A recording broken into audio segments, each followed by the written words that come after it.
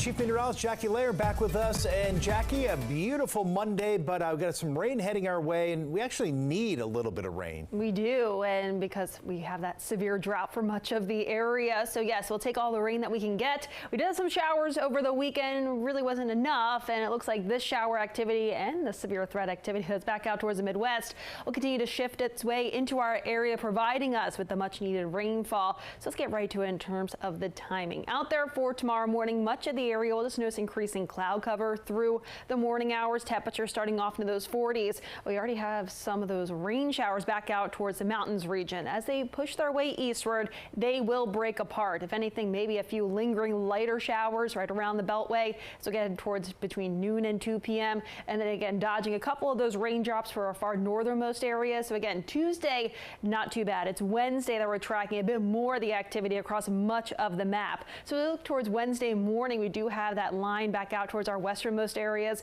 and that could contain some of those embedded downpours and thunderstorms, and that continues to move its way eastward between, say, noon to 2 p.m. We could see a few of those stronger thunderstorms. Still a few lingering back off towards the north and west by mid to late evening, and then eventually those do slide out. So we do have the possibility of some stronger thunderstorms, especially Wednesday. So that's why there is that marginal risk for much of our area, 1 out of 5 on that severe scale. So with that marginal risk, again, that's on the low end of the scale, but not zero. Some of those thunderstorms could contain some strong wind gusts as they roll their way through. How much rain are we talking with Tuesday and Wednesday? We're talking right about, say, half of an inch to about an inch of rainfall. Could see locally higher amounts, really dependent on where the heaviest of those downpours do set up. So this will be something that we'll continue to monitor, considering we do need that rain. I was talking about this drought monitor, much of the area with the last drought monitor that was released last Thursday, showing that severe drought. So we'll have to wait and see what this Thursday will bring in terms of if we do see any improvement. In terms of that pollen forecast, though, we should see some improvement Wednesday and Thursday. That pollen count should be slightly lower.